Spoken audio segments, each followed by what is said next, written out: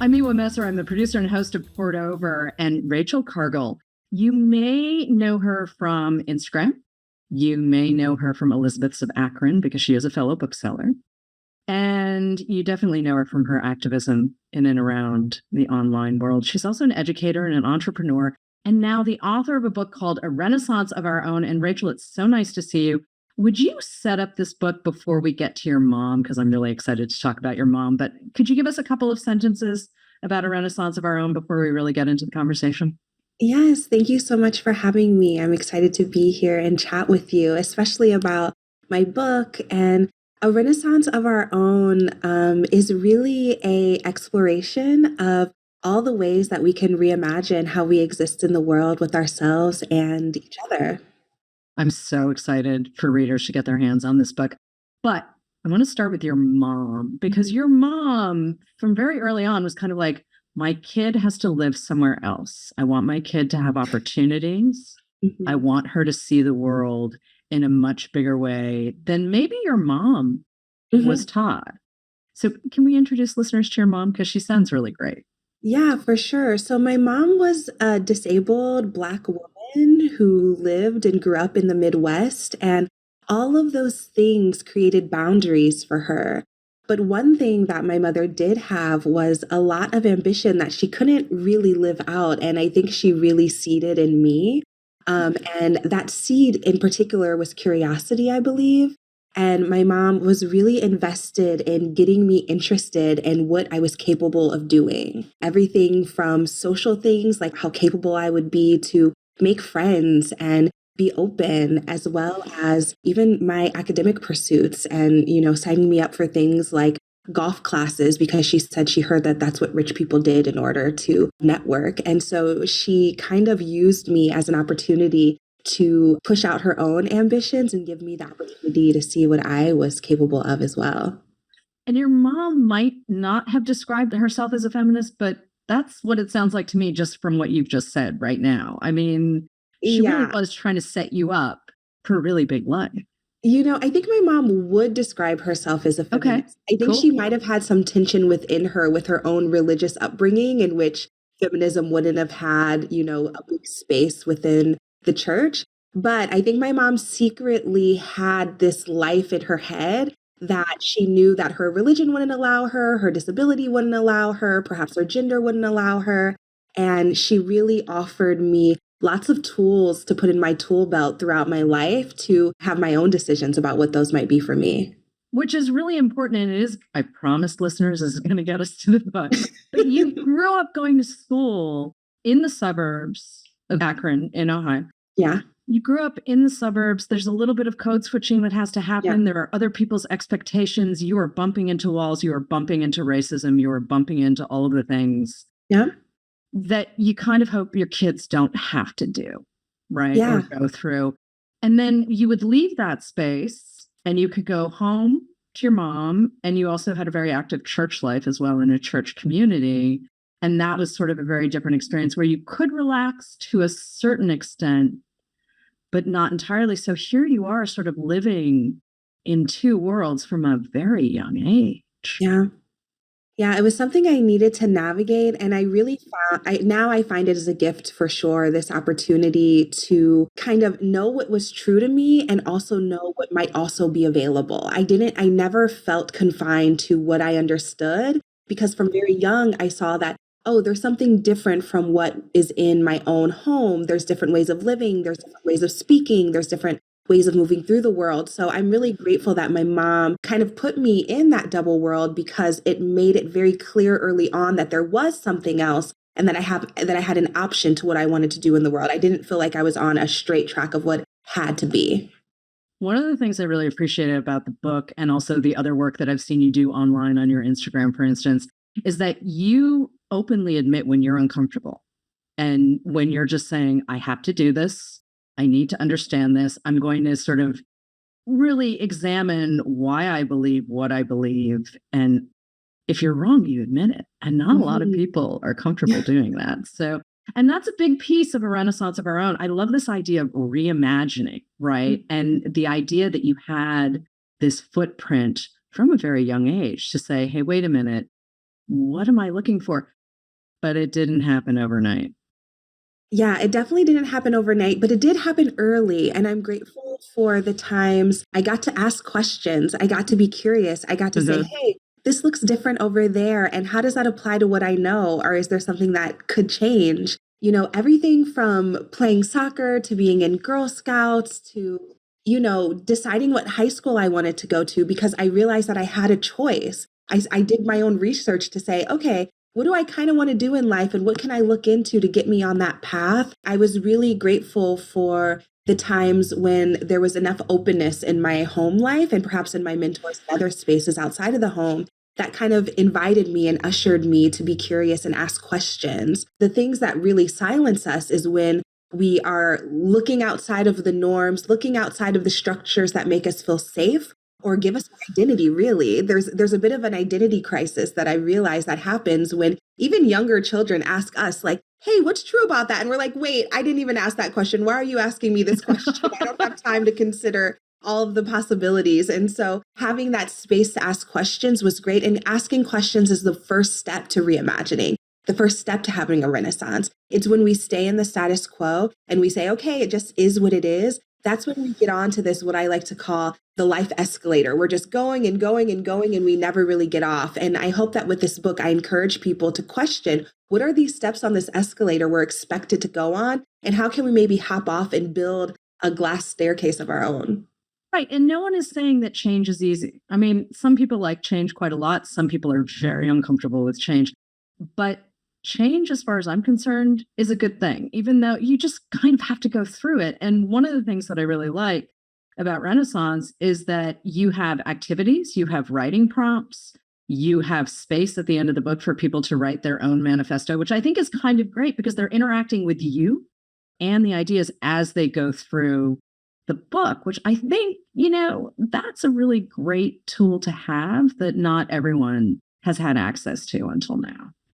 Yeah, I love having that in the book, but what I really love is that it causes people to interact with themselves. I think that in the world of self-help books, which this book might be placed categorized as perhaps, we're often looking for an answer. And I hope that when people are reading this book and they get to the end of a chapter and they start going through their own questions and their own prompts, they realize that the answer is really within them.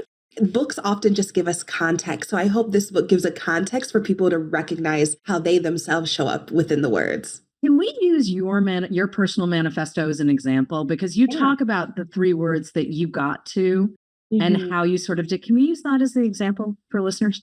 Yeah, yeah. So I talk about my highest values, how coming to our highest values allow us to have strong yeses and strong nos and give us confidence to move through the world with an understanding of what we want. Oftentimes, our understanding of what success is something that was handed to us from our parents, from society, from the church, from our schools. And so when I took the time to find my highest values, which are ease, abundance, and opportunity, they allowed me to feel a lot more confident in making the decisions and not saying, oh, am I doing the right thing? Am I doing the wrong thing? I can say, actually, this thing that might make everyone else uncomfortable, but really gives me ease or really offers me an abundance in the way that I want to feel abundant. It's an easy yes. And also, what I love about the activities in the book as people find their own highest values, we really can suss out what our environment is. Because if you're surrounded by people who are saying, yeah, I don't care what your values are, this is what I want you to do,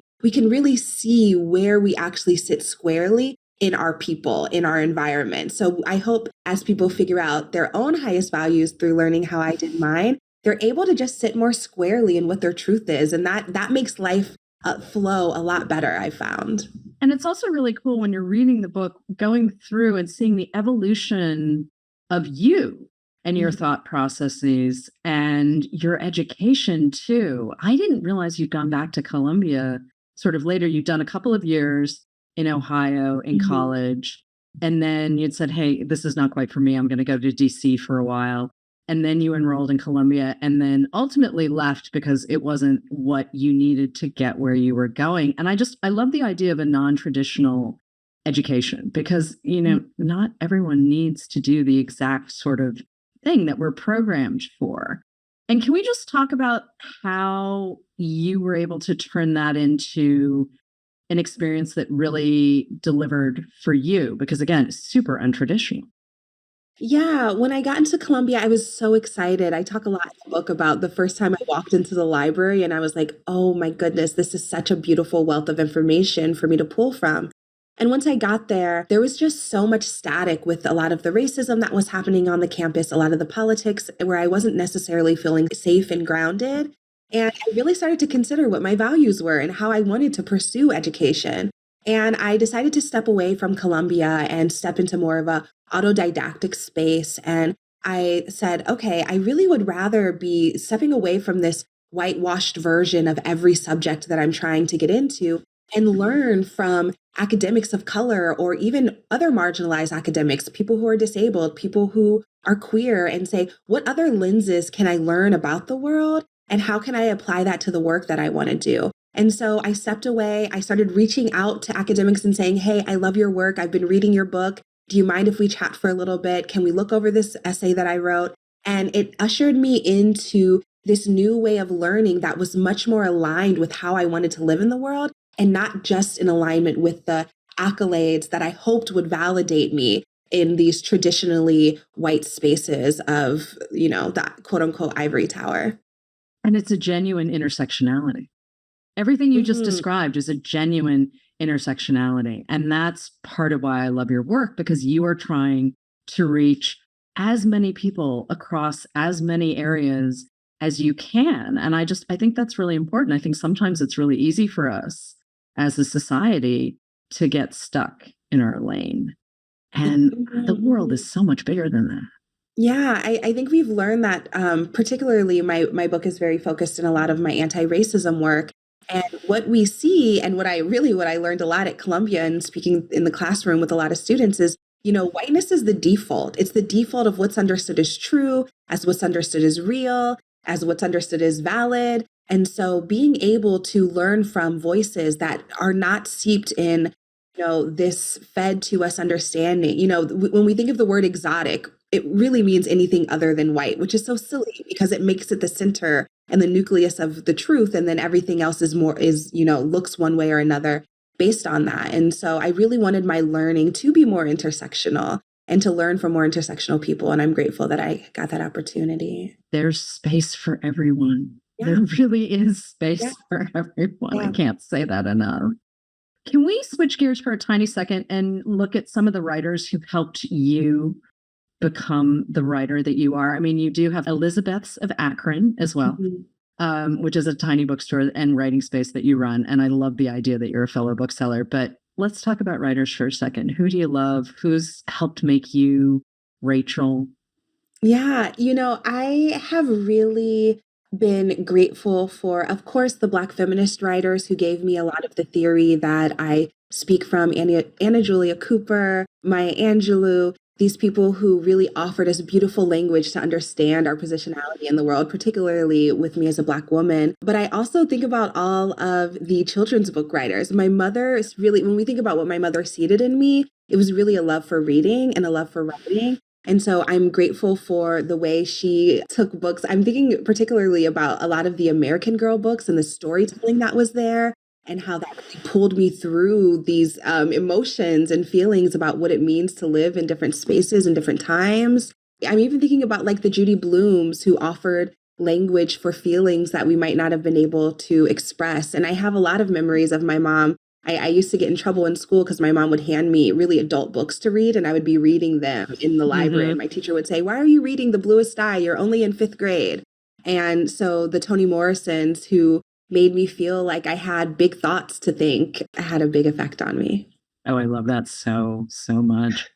And also, I have to say, I think you and I share a love of Stephanie Powell Watts. Yes. And she is amazing. She is amazing. I love her so much. Yeah, it's funny. We had Christina Sharp on the show a little bit ago in Ordinary Notes. She talks about, the Francis picture books. All sorts of stuff that she and I had read in common, Little House on the Prairie and Paddington and all these things. And I love to hear you talk about the books that caught you as a kid, because I do think that if you start reading as a tiny person, you will continue and you will always find the thing that you're looking for, which I love. I mean, this is why I'm a bookseller. But you're doing so much. You've got the Loveland Foundation, the Great Unlearned. You've got the bookstore. and you've got Rich Auntie Supreme. And as a fellow auntie, Ooh, yes, I love this. let's talk about aunties for a second. Let's talk about community, because you are doing so much outside of the book. And obviously the book speaks to all of this work. But I do want to talk about a little bit of what you're doing, just because it's a lot, my friend. It's a lot. Yeah, well, I love the Rich Auntie Supreme space. And I love how you bring that up in particular, because it's the one space that feels very like an exhale for me. It's a very fun, very relaxed and celebrated space where a lot of my other work is, in the depths of literature, in the depths of racism, in the depths of other spaces that can feel tight or wound up. Rich Auntie Supreme is a space that I created online to allow people, but particularly women who have decided to be child-free in this lifetime. And it's really a fun space to celebrate what we call in African tradition the other mother, this space of an opportunity to pour into the community, children in particular, except you don't have to actually birth a child of your own. And that gives us a richness. People think that rich means money in particular here, but it's the richness in time. It's the richness in space. It's the richness in even perhaps disposable income if you're not paying for diapers and school fees. I was sick earlier this week and I had all the time in the world to just lay around and take a bath and really care for myself. And I was like, oh, I am so happy I'm a Rich Auntie Supreme to be able to take care of myself in this way. So there's so many benefits, and it's really one of the special spaces that I like to exist in the midst of all the others. I get it, but do you think there might be a book in it? Ooh, I hope so. I hope so. Particularly a children's book. I'll keep you posted. Obviously all of your work touches this book, and this book touches all of your work, but just making a tiny suggestion. You'll be the first to know. Thank you. We appreciate that. I'm having so much fun talking to you, and we are sort of talking about obviously very big subjects as well, but grief is part of this book. Grief is part of your journey. And I do want to come back to that, because obviously grief and joy exist in the same space. And sometimes that's hard for us to process. And you kind of need both. You can't just have one over the other. And grief is part of the work you've been doing too. Yeah, there has to be the both and. That's something I really learned in grief, particularly. I write a lot about my mom in the book, and my mom passed away last November. And so there is this, even in this moment of my book coming out soon and her not being here to celebrate it with me, is a both and, both the grief of her not being here for, when I first heard of my mother passed away from cancer, and when I first heard of her diagnosis, I remember in my crying, I kept saying, how will I read ever again when the person who taught me to read isn't here? And that's the depth of the effect she had on me, obviously as her child, but how it feels this identity crisis that comes through grief. And as a writer, as a reader, it seemed like that's where a lot of my identity sat with my mother, is me as a writer and as a reader. And so there's the both end of the deep grief of having lost her, but then the joy of doing this thing that, as you said, she prepared me and she really tended to me to do. And I am grateful for the both and, because staying in one wouldn't really feel right.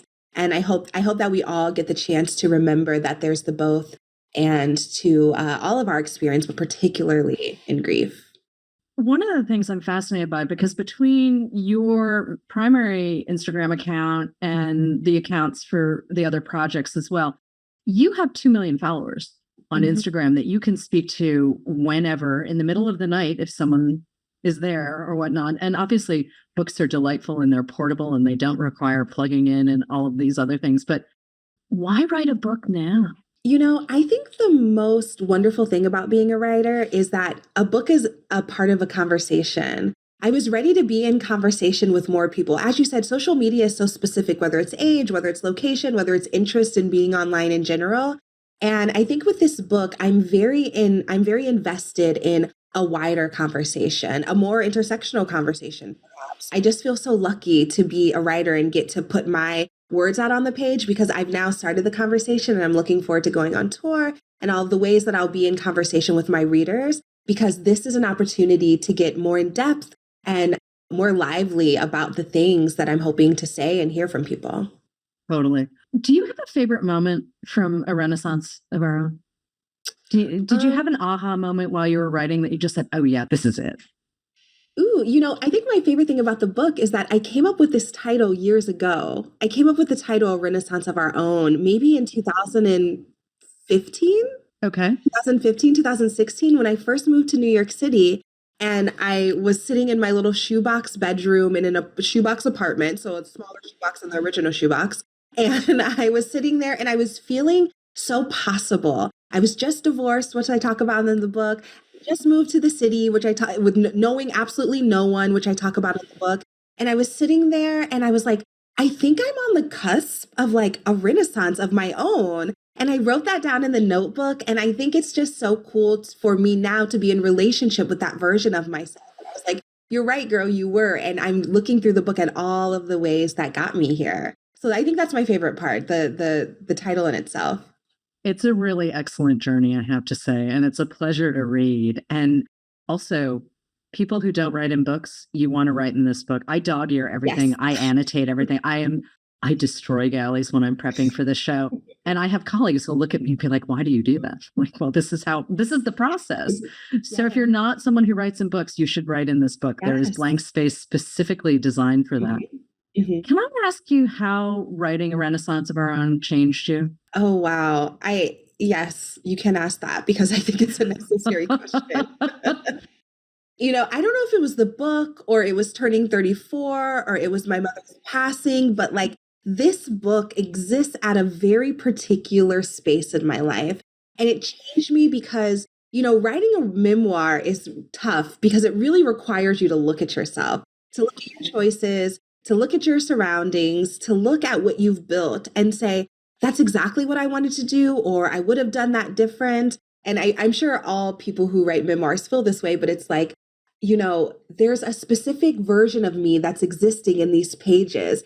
And I'm so intrigued by the specific people who will be in conversation with that version of myself. And then all the other versions over time. I'm thinking of, Joan Didion's work. And it's like, I can see the ways that she's grown and how one book doesn't necessarily connect to another. Mm-hmm. But both are very necessary. Both are very applicable to various people. And so I think I kind of see that in myself in that book. And I'm looking forward to continuing to writing books, both to see myself and for others to see themselves as we all continue to grow. Have you started the next thing that's sort of the conventional wisdom? No. Okay.